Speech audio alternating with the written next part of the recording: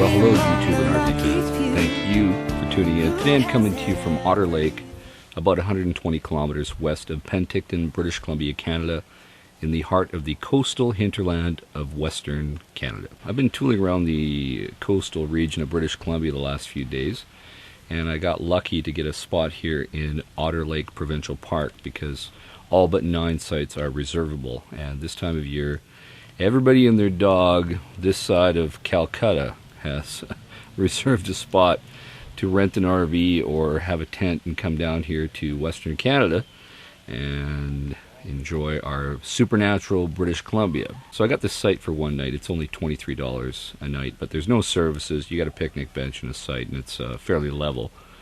And you got water, I guess, if you needed it, but not much else. But it's a nice little place in the middle of nowhere. There's no cell phone service. There's a payphone if you needed it, if you had an emergency. But beyond that, there's nothing here. You're a long ways from civilization.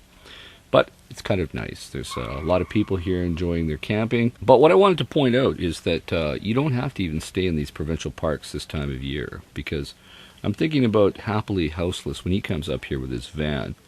There are so many places you can just pull over and enjoy your stay for free along all of our highways here outside of the city.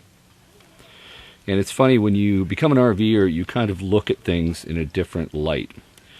Everywhere I'm driving along these highways here in British Columbia, I'm always thinking, oh boy, that would really be a nice pull-off site to spend a night, maybe 2.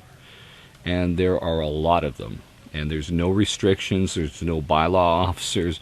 We're talking wilderness here, folks. This is British Columbia. You know, once you get outside of Vancouver, once you're about 120 kilometers away from the city, there's a whole lot of nothing, folks.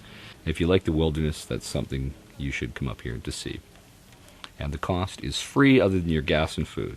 So that being said, many of my American followers on this channel, they're always a little apprehensive about coming up to Canada because they're afraid of problems and restrictions. And trust me, all that bureaucracy that you're used to in the United States, it really doesn't exist here in the hinterland of Canada. Because you're just here to enjoy your time and park for a night or two. Nobody cares.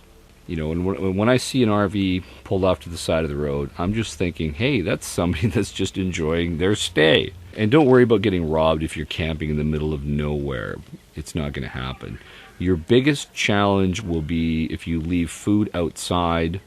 Maybe some raccoons or a black bear might come up and eat it.